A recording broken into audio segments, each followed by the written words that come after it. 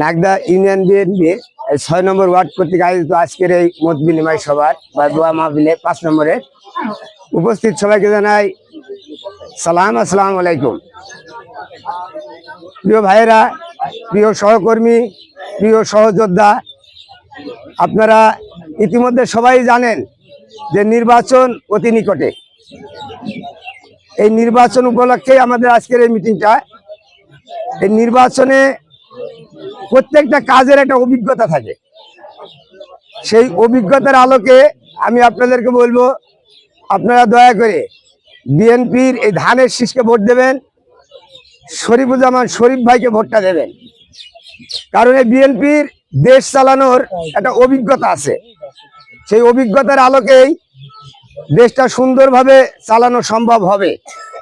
নতুন যারা ওই যে আমাদের নতুন একটা দল গঠন হয়েছে, দেখেছেন এনসিপি ছাত্রদের, যাদের ভাষা জ্ঞানই নেই। ইন্ডিয়ার একজন রাষ্ট্রদূতকে বলে যে লাথি মেরে বের করে দেন। তার থেকে এখন বর্তমানে বাংলাদেশে ইন্ডিয়া এবং বাংলাদেশ যুদ্ধের মুখোমুখি। এরকম যাদের অভিজ্ঞতা নেই, যারা দেশ চালাতে জানে না, হঠাৎ করে উপস্থিত হয়ে এক এক সময় এক একটা বক্তব্য দিয়ে আমাদেরকে বিভ্রান্তের ভিতরে ফেলে দিচ্ছে। আমরা বিভ্রান্ত না হয়ে আসেন, আমরা সবাই একতাবদ্ধভাবে বাংলাদেশ জাতীয়তাবাদী দল এই বিএনপিকে আরেকটিবার রাষ্ট্র ক্ষমতায় পাঠাই। আমরা এখান থেকে আমাদের শরীফুজ্জামান শরীফ ভাইকে ভোট দিয়ে শরীফ ভাইকে জাতীয় সংসদের সদস্য হিসাবে পাঠাই।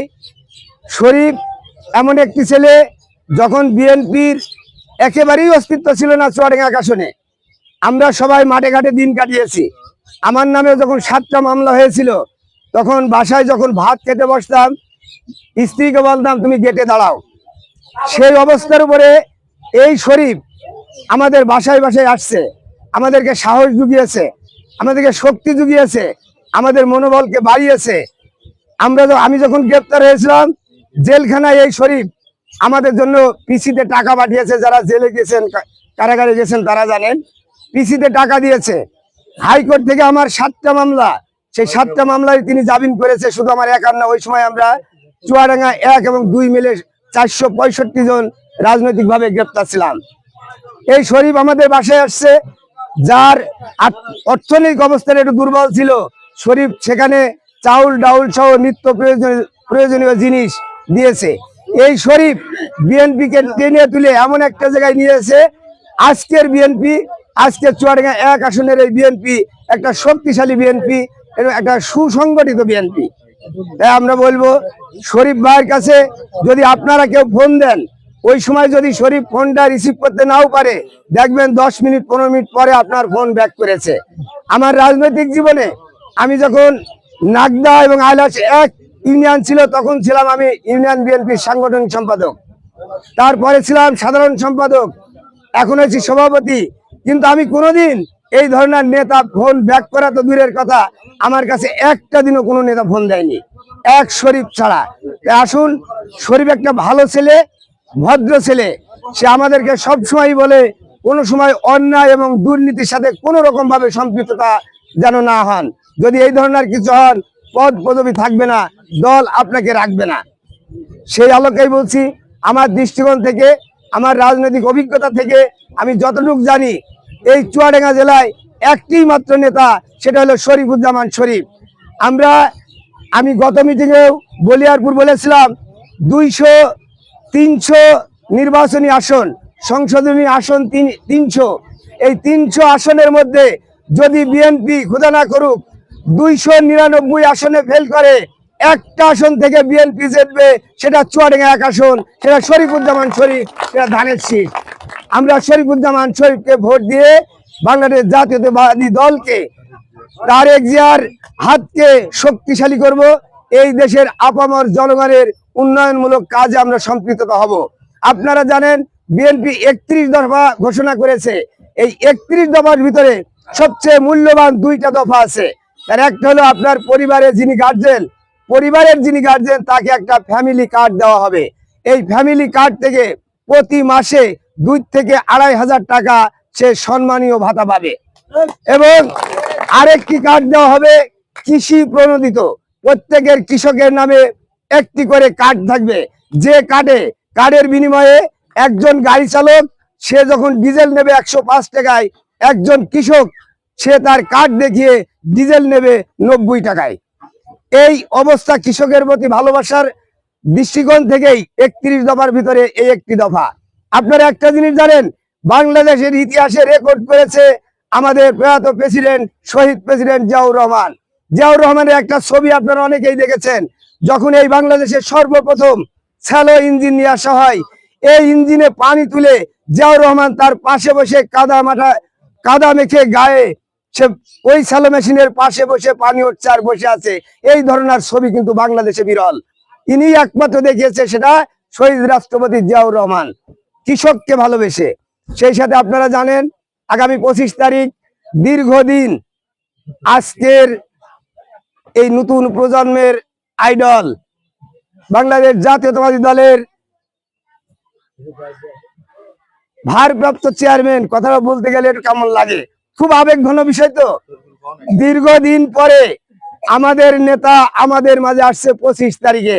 এই 25 তারিখে যখনই তারেক জিয়া বাংলার মাটিতে পা দেবে, আমরা ইতিমধ্যে বিভিন্ন মিডিয়ার মাধ্যমে জানতে পেরেছি ঢাকাতে 1 কোটি লোকের সমাবেশ হবে, যা বাংলাদেশের ইতিহাসের রেকর্ড হবে এটা। এই সমাবেশে আমার সেক্রেটারি যাবে, প্রত্যেক ইউনিয়ন থেকে 5 জন করে যাওয়ার কথা, হয়তো আরো আমাদের যুবদল ছাত্রদল থেকে যাবে। আপনারা দোয়া করবেন তারেক জিয়া যেন সুসম্মানে সুস্থ থেকে বাংলার মাটিতে তার জন্মস্থানে যেন সে পা রাখতে পারে, তার নেতৃত্বে যেন এই বাংলাদেশ আবার জেগে উঠতে পারে, তার নেতৃত্বে যেন বাংলাদেশের মানুষ আশা করতে পারে একটি ভালো, সফল এবং গণতান্ত্রিক রাষ্ট্রের। তার সেই সুফলতা কামনা করে আপনারা দোয়া করবেন যেন তারেক জিয়া এই দেশে এসে 64টা জেলায় যদি তারেক জিয়া সমাবেশ করতে পারে, বাংলাদেশে ভোটের পরিবেশ ফিরে যাবে। বাংলাদেশে তারেক জিয়া যদি 64টা জেলায় সমাবেশ করতে পারে, বিপুল ভোটে বিএনপি বিজয় হবে এবং কারোর সাথে জোটবদ্ধ নাই, এক বিএনপি একা এই দেশের রাষ্ট্রীয় ক্ষমতায় যাবে, এটা আমার বিশ্বাস। আমি দেখেছি কুষ্টিয়াতে যখন তারেক জিয়া 5টা জেলার সম্মেলন করেছিল, আমরা সেই অনুষ্ঠানে 5,500 লোক ছিলাম। তারেক জিয়া মঞ্চের ওঠার আগে 5,500 মানুষের হাতে হ্যান্ডশেক করে তিনি মঞ্চে উঠেছিলেন। রাত যখন 9টা বাজে, আমরা সকাল 7টায় ঢুকেছি, রাত যখন 9টা বাজে আমাদের যখন আর ধৈর্য নেই, আমরা ভিতর থেকে বললাম স্যার দয়া করে একটু শেষ করলে হয়। তিনি শেষ করলেন, কিন্তু শেষ করার আগে একটা কথা বললেন, আপনারা সকাল 7টা থেকে এই রাত 9টা পর্যন্ত আমার সাথে আছেন, কিন্তু শেষ সাক্ষাৎটা করে যাবেন না ভাই। সেই শেষ সাক্ষাৎটা ছিল কি, আমরা লাইন ধরে তারেক জিয়ার হাতে হ্যান্ডশেক করেছিলাম। আমাদেরকে একটা করে ধানের শীষের লোগো দেওয়া হয়েছিল, একটা প্যাড আর একটা কলম দিয়েছিল। সেই দিন থেকে বুঝেছিলাম বাংলাদেশের একটি রাষ্ট্রনায়ক হবে, আগামী দিনে বাংলাদেশের ভবিষ্যৎ হবে এই তারেক জিয়া, যিনি 5,500 মানুষের হাতে হ্যান্ডশেক করেছে একা দাঁড়িয়ে থেকে, এক জায়গায় দাঁড়িয়ে থেকে।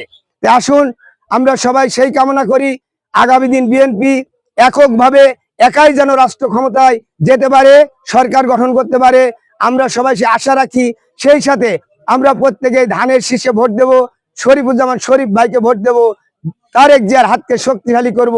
সেই সাথে দোয়া করব আমাদের দেশ নেত্রী বেগম খালেদা জিয়া, আমাদের মা বেগম খালেদা জিয়া, আপসীন নেত্রী বেগম খালেদা জিয়া যেন সুস্থ হয়ে আবার আপনাদের সামনে, আমাদের সামনে আসতে পারে, আবার যেন দেশ এবং দেশের মানুষের জন্য কথা বলতে পারে এবং দেশ ও মানুষের জন্য যেন কিছু করতে পারে।